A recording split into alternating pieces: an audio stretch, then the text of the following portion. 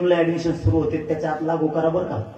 आधी पैसे वसूल करून घेतात आमच्याकडून ऍडमिशनचे मग लागू करतात. नाही म्हणले तुमचे पैसे माघारी देऊ सगळ्यांचे. आजची परिस्थिती अशी आत्ताची. मी आतापर्यंत विखे पाटलाला आणि तेही म्हणतात मुख्यमंत्र्याला आम्ही सांगत येत का नाही त्यांचे त्यांना माहिती.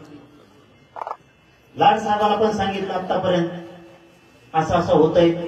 ते मुख्यमंत्र्याला सांगत येत का नाही सांगत हेही माहित नाही. फक्त ते म्हणते सांगतो. एकही ती योजना आपल्याला आणखी सुरू नाही. सोयी सवलती सुविधा पण लागू केल्या नाही. बघा किती किती क्रूर मराठ्यांशी वागावं याचं जिवंत उदाहरण. जे खरं आहे ते तुमच्याशी बोलतोय मी म्हणून तुम्ही माझं सोबत आहे. हा एक गोष्ट खरी आहे, मी त्यांच्यावरती विश्वास ठेवतो कारण मला आंदोलन चालवायचं तुम्हाला सुद्धा ठेवावं लागणार. ठेवलं ना याचा अर्थ मी मराठा संपू नाही देणार. त्या ओबीसी सवलतीच्या त्याच्यात परराज्यातला एक विषय एमबीबीएसच्या बीएचएमएसच्या इंजिनिअरिंगच्या पोरांचा देशांतर्गत महाराष्ट्रातल्या सवलती आता देशांतर्गतल्या पोरांना सुद्धा लागू करू. एकाही शाळेला लागू नाहीत. कॉलेजला वैद्यकीय कोणत्या जिथं पोरं सोयी सुविधा मागायचे ते मास्तरले सांगायचे ते कॉलेजचे मास्तरले ते म्हणजे सरकारचा जे अर्थ आमच्यापर्यंत आला नाही. कोण कोणाला मूर्खात काढित हेच कळा ना. अधिकारी सरकारला मूर्खात काढिते का सरकार मराठ्याला मूर्खात काढित मिळत लागून द्यायला. सव्वा विषय चालू आहे आपला. कॉलेजमध्ये सुद्धा सोयी सुविधा मराठ्यांच्या पोरांना दिल्या जात नाहीत. मी 1000 वेळेस सांगितलंय. मी लाड साहेबाला पण सांगितलं, विखे पाटलाला पण सांगितलं. मी तुमच्या दोघांचं नाव घेतलंय. तुमच्यावर रोष व्यक्त करत नाही. तुम्ही सुधराव म्हणून सांगायचं. त्यांना सांगितलं वैद्यकीय शिक्षण मंत्रालयाला तुम्हाला सांगावं लागणार आहे. हसन मुश्रीफ साहेबाच्या मंत्रालयात सांगावं लागल. तुम्हाला दादा भुसे साहेबाच्या मंत्रालयाला सांगायला लागल. तुम्हाला ओबीसी मंत्रालयाला सांगावं लागणार आहे. ओबीसीच्या सवलती दिल्यात मानल्याच्या नंतर तुम्हाला झिरवळ साहेबाच्या मंत्रालयाला सांगायला लागल. तिथून तुम्हाला अंमलबजावणीचे आदेश काढावा लागणार. हा सांगितलं ना. हा सांगितलं ना. आणि नुसत्या उपसमितीच्या बैठका घेते. तुम्ही घेऊन करता काय? मराठ्यांनी सुद्धा तुम्ही सुद्धा याचं शान व्हा. मी समज मेंटेन करण्यासाठी सरकारशी आंदोलन करत नाही. मला मराठा समाजच पाहिजे, सरकार नाही पाहिजे. मला तुमची मैत्रीच नकोय. मी वारंवार त्यांना सांगितलेलं तुम्हाला जर मराठा समाज तुमच्या पाठीशी टिकवायचा असेल तर तुम्ही मराठा समाजाला सगळं द्या. हो म्हणजे कळीत व्हायचं ना. आता पुरं द्यायचं. ताजं उदाहरण ओबीसीच्या सवलती लागू करायला हरकत नव्हतं ना. नाही लागू केल्या. ओबीसी मंत्रालयाला सुद्धा आदेश काढावा लागतो. नाही. फडणवीस साहेब मला आणखीन एक सांगा. 7वा विषय महामंडळ. अण्णासाहेब पाटील महामंडळ तुम्ही कधी स्थापन केलं. पोरांना व्यवसायाला तुम्ही फायदे घेतल्या, मंजूर केल्या, पोरांना फायदे दिल्या, त्यातून पोरांनी वाहनं घेतली. आज त्या पोरांचे शिबिर खराब झाले, त्यांच्या नरड्याला फाशी लागली. तुम्ही परतावी पण देत नाही. काय कारण आहे त्याचं? अण्णासाहेब पाटील विकास महामंडळातल्या राहिलेल्या पोरांचे तुम्ही परतावे का देत नाही? याचं उत्तर आम्हाला अंतर्वेळेत येऊन द्या. आम्ही भाड्यालो नाही. आता उत्तर पाहिजेत आम्हाला. निर्णायक आंदोलन होणार. शेवटचं होणार. जे व्हायचं असेल ते होईल. तुम्ही इतकं येड्यात करू नका की मराठ्यांचा संयम तुटत. इतकं नका येड्यात करू. इतकं मराठ्यांना टार्गेट पण नका करू की मराठा समाज आणि मराठा समाजाचे पोरं संपलेच पाहिजेत. आणि इतका कच्चा मराठा समाज सुद्धा नाही. फक्त त्यांनी तुमचा विश्वास ठेवला की देईन सरकार, आज देईन, उद्या देईन, परवा दिवशी देईन. आम्ही रक्त जाळतोय. जीवाची बाजी लावून लढतोय की आज देते उद्या देते. मी तुमच्याशी प्रामाणिक सरकारशी नाही राहू शकत. मी माझ्या मराठीशी प्रामाणिक राहणार आहे, इमानदार राहणार आहे.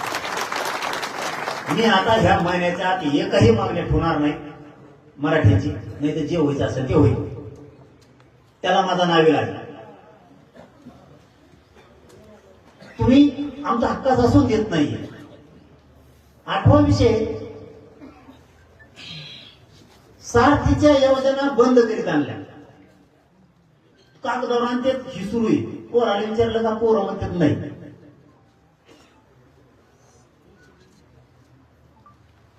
कशामुळे तुम्ही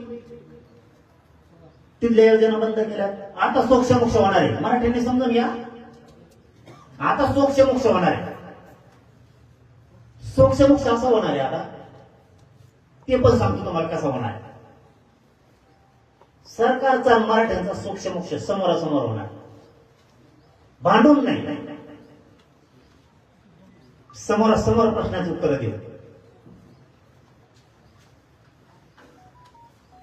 आपला 9वा मुद्दा सांगतो आणि सोक्षमोक्ष कसं होणार आहे ते सांगतो तुम्हाला. आपण मराठा समाजासाठी स्वतंत्र मंत्रालय मागणी केली. मुख्यमंत्र्याचा 15 मिनिटाचा खेळ आहे. गोरगरीब मराठा समाजाचे अडीअडचणी सुटतील. प्रत्येक जिल्ह्याला कॅबिनेट राहील, त्याची उपजिल्हाधिकारी लेवलचा अधिकारी राहील. जिल्ह्यातल्या मराठ्यांचे मंत्रालयातले सगळे प्रश्न सुटतील. स्वतंत्र मंत्रालय स्थापन करायला यांना अडचण काय? यांनी मला सांगितलं. मी नाव 29 ऑगस्टला सांगतो, आज फक्त सांगितलेलं सांगतो. मी सांगितलं मंत्रालय मराठ्यांसाठी स्थापन करा, कल्याण होईल. त्यातले एक जण लगेच सांगितलं मला फोन करून, ते म्हणले म्हणजे त्या 29 ऑगस्टला त्या मंत्र्यांचे 9 नाव सांगणार मी तुम्हाला. 9 ओबीसीचे मंत्री एकत्र आले आणि त्यांनी सांगितलं मराठ्याला मंत्रालय देऊ नका. बरं, मी विचारलं का?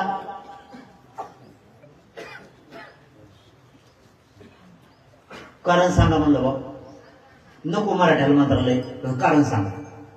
ते म्हणले ते असं म्हणते, बघा बरं का आपल्याविषयी किती वाईट वृत्ती हे तुम्हाला सांगायला.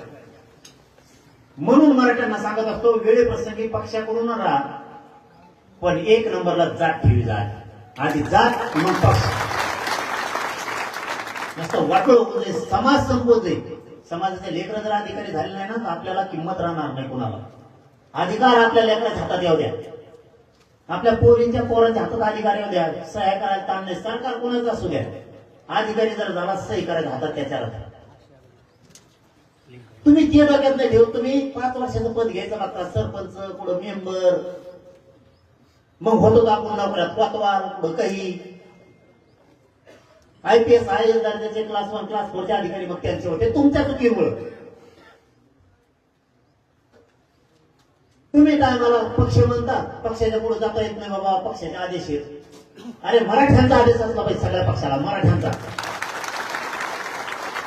तुमच्या लेकराचं वाटलं तुम्ही कम करता. पण त्या भाजपातल्या कार्यकर्त्याला त्याच्या पोरापोरीला लाखो रुपये लागणार नाहीत शिकायला. नोकरी लागण्यासाठी त्यांच्या पोरीला आरक्षण नाही लागणार पोराला. म्हणून अगोदर प्राधान्य जातीला द्या, मग पक्षाला द्या. मी पक्षाला देऊ नका कुठं म्हणतोय तुम्हाला. बघा डाव काय लागलाय. सभागृहातले शांत बसा. तुमचे पोरी शिकत नाहीत का? पाहण्याला आले काय इकडे तुम्ही? इकडे केवढा तळमळीचा विषय चाललाय, काय फसवणूक चालली, काय षडयंत्र चालले हे तुम्हाला सांगायलोय. इथल्या आणि गावागावात मला माहिती मराठी मोबाईलवर ऐकते. जे येऊ शकत नाहीत गरीब माझे मराठी, ते मोबाईलवर ऐकतात काय चाललंय.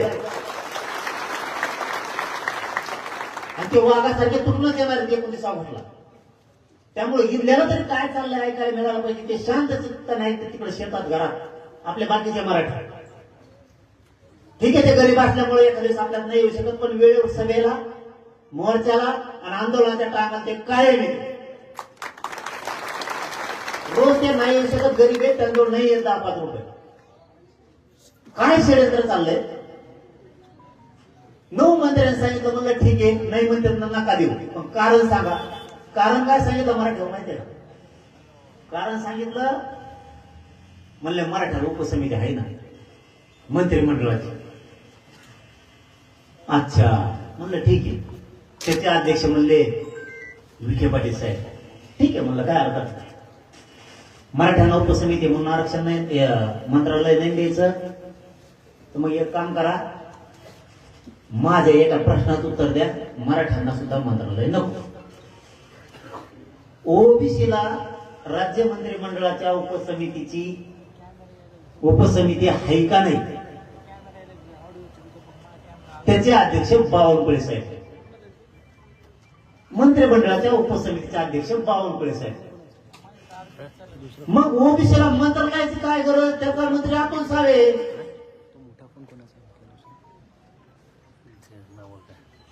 आणि मग गप्प नाही नाही म्हणलं मग करतो, म्हणजे बघा यांची सिस्टम. आम्ही म्हणलं का ओबीसीला उपसमिती देऊ नका, मंत्रालय देऊ नका, इतकं का चालता. मराठ्यांना मिळू द्यायचं नाही, रक्त जाळून आम्ही तरी पण मिळवतोय आमचं, तुमचं काय मागत नाहीत ना.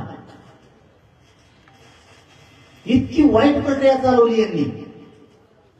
त्यांना वाटतं थोडंफार गोड बोललं म्हणजे जमन, थोडंफार नादी लावलं की जमन. ते जमूच शकत नाही, कारण मला ना पाहिजे तुमच्याकडून काम, ना मला पाहिजे तुमच्याकडून पद. मला काय जी द्यायचं या जीवनात ते पुरं मराठ्यांनाच द्यायचं. नाही फुलायचं नाही, मला गद्दार न व्हायचं, किती वेळा घाट टाकून द्या, कितीही जवळ करायचा प्रयत्न करू द्या. त्यांना सुद्धा पळून चुकलंय. हे मराठ्याच होणार आहे, याचा उपयोगच नाही याला पाणी लोक, हे त्यांच्या पण लक्षात आलं. पण आता थांबायचं किती दिवस. 29 ऑगस्टला 1 वर्ष होत आहे हैदराबाद गॅझेटचा GR काढा. 1 वर्ष किती वेळ द्यायचा बाबा. काय चुकतोय मी सांगा, मराठ्यांनी सांगा मी काय चुकतोय, आणि सरकारनं पण सांगा काय चूक करायलोय मी. मला काय वाटतं, माझ्या मराठ्यांना मिळत ना, ठीक आहे देतो वेळ. आता 30 मे पासून आतापर्यंत 3 महिने होत आले तो वेळ दिला. किती पाहिजे. 29 ऑगस्ट 2023 ते 29 ऑगस्ट 2026 3 वर्ष झालेला आपण त्यांना वेळ दिला. काय सहयोग पाहिजे मराठ्याचा यांना आणखी. का बरबाद करायचं नेमकं मराठ्यांना. खूप महत्वाचे विषय ते. आता सोक्षमोक्ष करायचा तुम्हाला मी सांगितलं होतं. सोक्षमोक्ष असा करायचा, घराघरातल्या मराठ्यांनी, इथल्या मराठ्यांनी ऐका. सरकारचं म्हणणं आहे हैदराबाद गॅझेटेर नुसार अर्ज केले नाही. ज्यांनी हैदराबाद गॅझेटेर नुसार अर्ज केले असतील त्यांनी अर्जाची झेरॉक्स 28 ऑगस्टला अंतरवालीत घेऊन यायची. मी सरकारला तुमचा अर्ज दाखवतो, तो आभार अर्ज केला. मला पर्यायच नाही राहिला, मला कोण होत नाही. सोक्षमोक्ष लवाद मराठ्यांनी केलेले अर्ज दाखवा.